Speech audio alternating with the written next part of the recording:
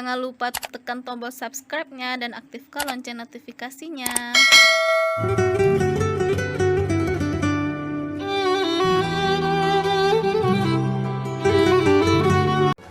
Assalamualaikum, welcome to my channel. Berjumpa dengan saya Nita. Di sini saya akan membahas tentang kisah-kisah Nabi dan Rasul, yang mana kita ketahui teman-teman, jumlah para Nabi dan Rasul ini sangat banyak teman-teman.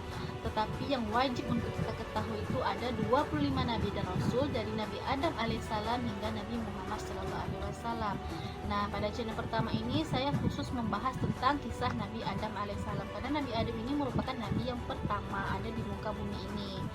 Nah, sebelum saya membahas tentang kisah Nabi Adam alaihissalam ini, mungkin teman-teman sedikit banyak sudah tahu bagaimana kisah Nabi Adam alaihissalam ini, dari dia mulai diciptakan dan hingga akhirnya dia diturunkan ke muka bumi dikarenakan tipu dayanya iblis.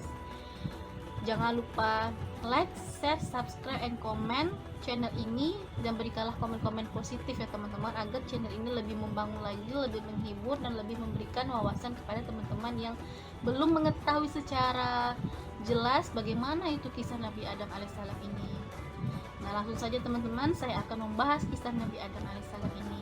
Sebelum Allah menciptakan Nabi Adam ini, Allah telah lebih dulu menciptakan langit, bumi beserta isinya, dan ini Allah jelaskan dalam Quran surat Hud ayat 7.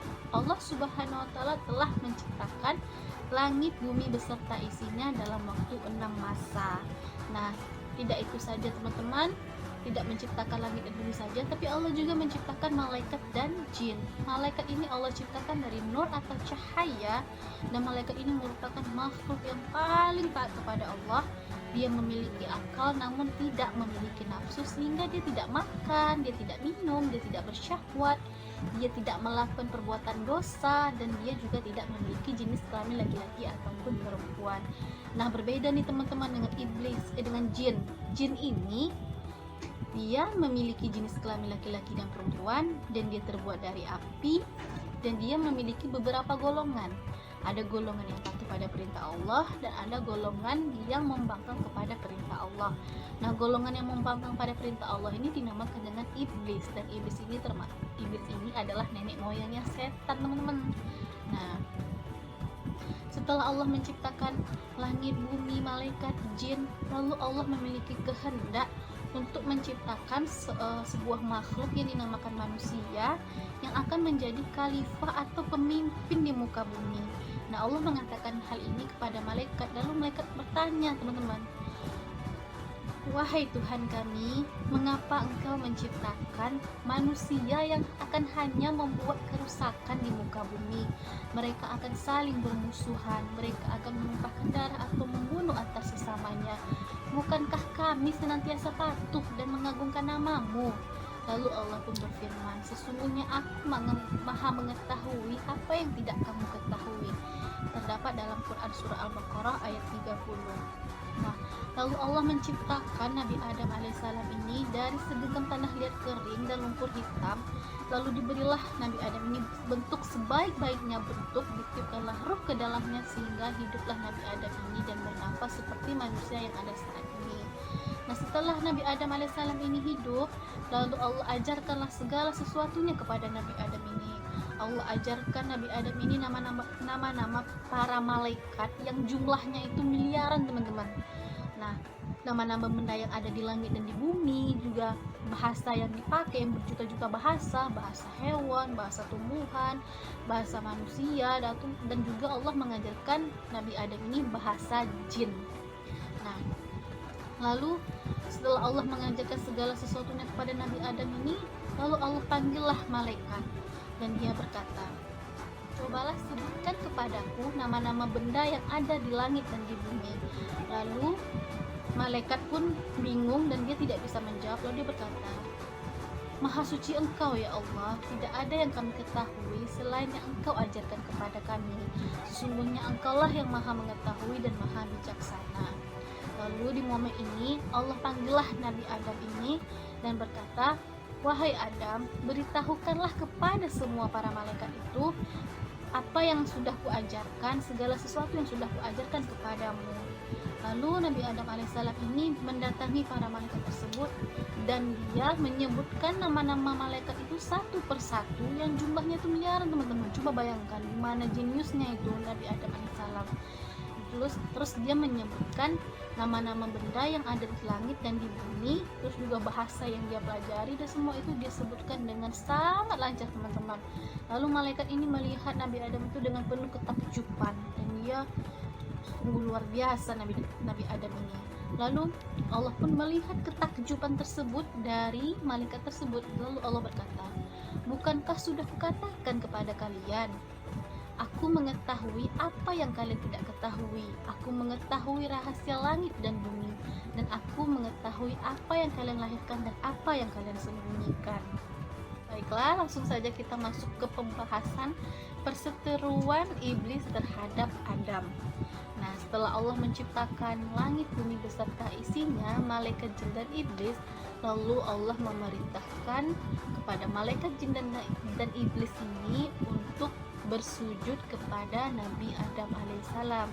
Tapi sujud di sini teman-teman bukan sebagai sujud sembah, karena kita sesama makhluk itu tidak boleh saling sembah. Yang boleh kita sembah itu hanyalah Allah Subhanahu wa taala. Nah, malaikat yang makhluk paling taat kepada Allah ini, dia langsung bersujud di hadapan Nabi Adam alaihissalam. Nah, sangat berbeda nih teman-teman dengan iblis. Si iblis ini dia tetap berdiri tegak dengan sombongnya. Dia tidak mau mematuhi perintah Allah, dan dia merasa dirinya itu yang paling baik karena dia diciptakan oleh Allah dari api, sedangkan Adam ini Allah menciptakan dia dari tanah. Nah, mengetahui hal tersebut, Allah pun murka, Allah pun marah dan mengutuk dan mengusir iblis tersebut dari surga, dan dia dikeluarkan dari surga, diturunkan ke muka bumi karena dia tidak mau bersujud kepada ciptaan Allah ini. Dan akhirnya iblis ini tidak menyesal teman-teman, dia malah rela diusir oleh Allah, tetapi dia meminta satu permohonan kepada Allah, yaitu berikan dia umur panjang sampai hari kiamat tiba teman-teman, karena dia bersumpah untuk menyesatkan Adam beserta keturunannya sampai keturunan Adam ini sesat dan berbuat dosa, dan akhirnya mengikuti dia masuk ke dalam api neraka. Nah, nauzubillah min zalik teman-teman, jangan sampai kita mengikuti jejak si iblis ini teman-teman, karena kita akan termasuk orang yang sangat rugi. Dan iblis pun membuktikan ucapan dia tersebut, dan dia memulai rancangan penyesatannya, tipu dayanya kepada Nabi Adam dan Siti Hawa. Lalu iblis ini mendatangi atau mendekati Nabi Adam dan Hawa ini ketika mereka berada di surga, dan dia mengatakan bahwa dia adalah teman atau kawan untuk Hawa dan Adam ini, dan dia akan memberikan nasihat beserta petunjuk yang sejujur dan sebetul-betulnya apa adanya. Lalu Adam dan Hawa ini pertama tidak percaya dengan iblis nih teman-teman. Lalu si iblis ini tidak tinggal diam, dia selalu merancang tipu muslihatnya, dan dia menggunakan kata-kata halus untuk memperdaya Adam dan Hawa ini. Nah, karena selalu dibisikkan, diulang-ulangi terus, dan iblis ini mengatakan bahwa kamu dilarang oleh Allah memakan buah ini, karena dengan memakan buah ini kamu akan menjelma sebagai malaikat dan kamu akan hidup kekal dalam surga ini. Dengan bisikan tersebut, akhirnya Nabi Adam pun dia terperdaya, dan dia percaya dengan bujukan si iblis ini teman-teman.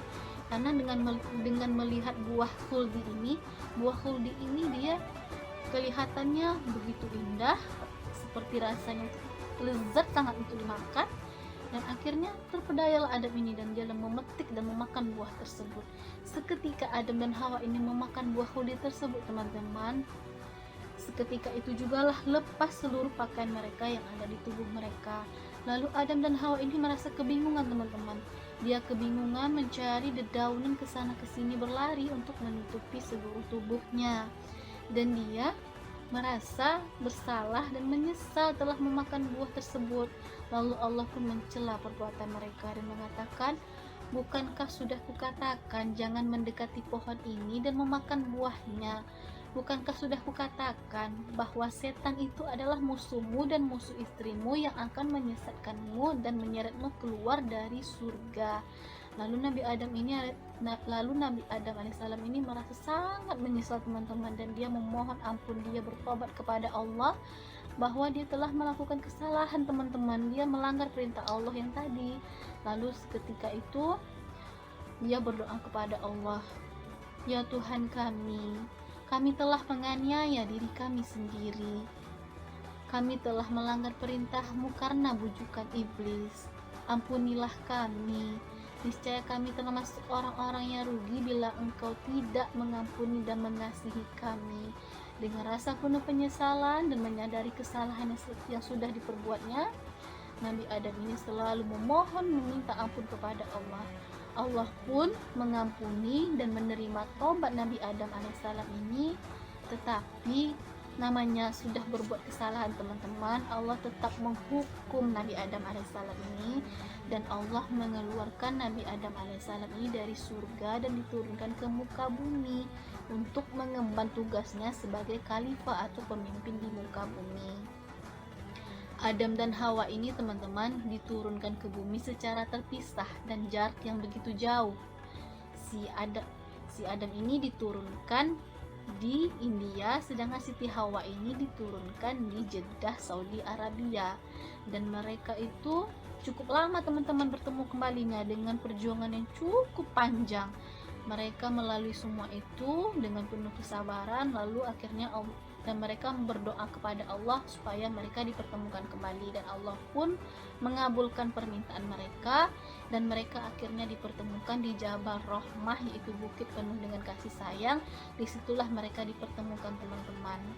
Nah, di sana tuh mereka dipertemukan dan mereka sangat bahagia teman-teman, karena sudah sekian lama mereka terpisah teman-teman. Akhirnya mereka bertemu. Nah, setelah mereka bertemu, mereka menjalani kehidupan sebagai pasangan suami istri, dan Siti Hawa akhirnya melahirkan seorang anak. Setiap Siti Hawa ini melahirkan teman-teman, Siti Hawa ini melahirkan anak yang kembar, laki-laki dan perempuan. Nah, setiap melahirkan laki-laki dan perempuan, anak yang pertama ini bernama Qabil dan Iklimah.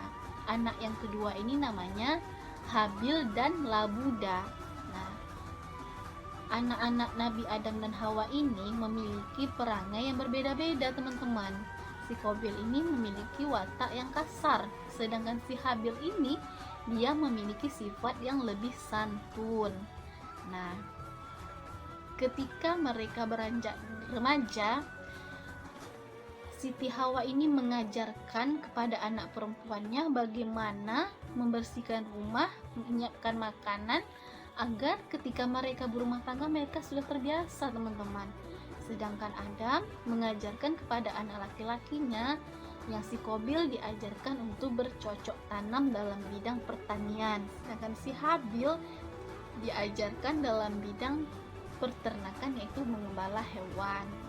Nah, lalu seiring bertambahnya usia dan mereka juga semakin dewasa, timbullah rasa ketertarikan antara lawan jenis nih teman-teman.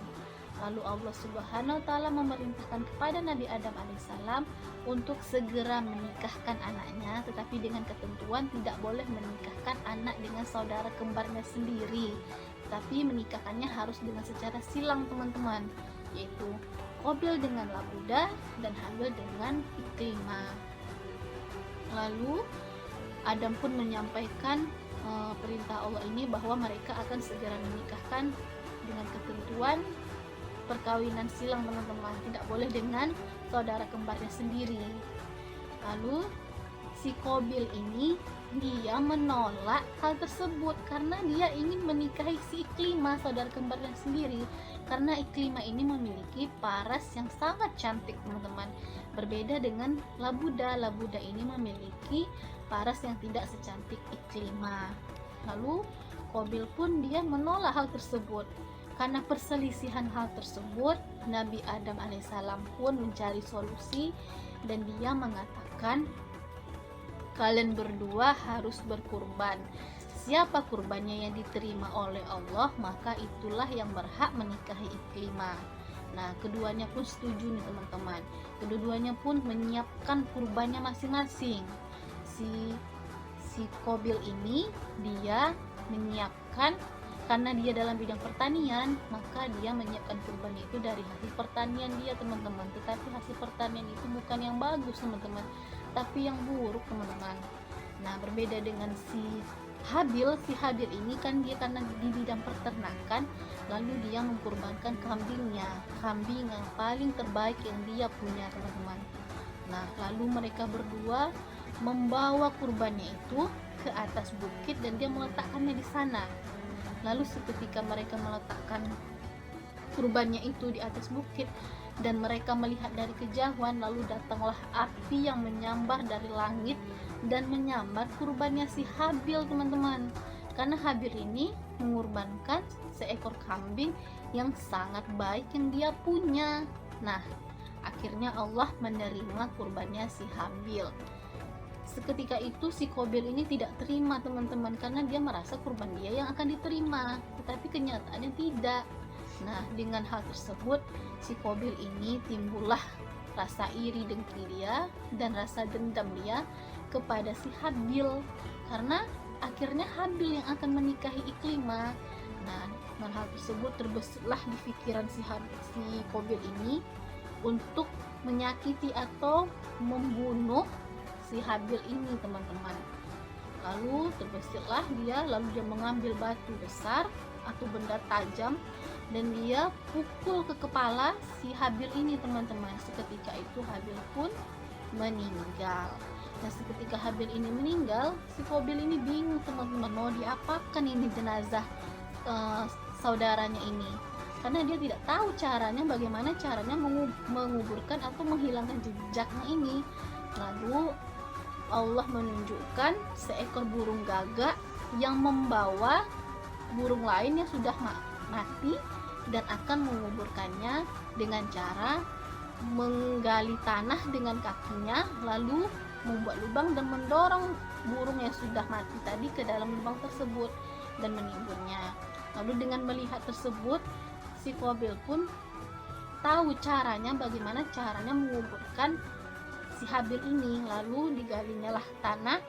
Seketika dia menggali tanah itu, dia melihat Nabi Adam dari kejauhan mendatangi mereka dan si Qabil ini merasa ketakutan teman-teman. Seketika dia merasa ketakutan dan dia berlari ke dalam hutan. Sampai di sinilah teman-teman cerita tentang kisah Nabi Adam ini dan perselisihan antara anaknya. Dari kisah ini kita bisa mengambil pelajaran bahwa kita ini tidak boleh percaya dengan tipu muslihatnya setan, karena setan itu dia bukan teman kita, bahkan dia adalah musuh yang nyata yang akan menyesatkan kita, membohongi kita untuk kita mengikuti jejaknya memasuki api neraka. Nauzubillah min dzalik teman-teman. Dari sini banyak banget pelajaran-pelajaran yang bisa kita ambil, yang bisa kita pelajari untuk kehidupan kita menjadi yang lebih baik lagi, mendekatkan diri kepada Allah dan menjauhi semua yang dilarang oleh Allah. Sekian teman-teman video dari saya, semoga bisa bermanfaat untuk teman-teman. Assalamualaikum warahmatullahi wabarakatuh.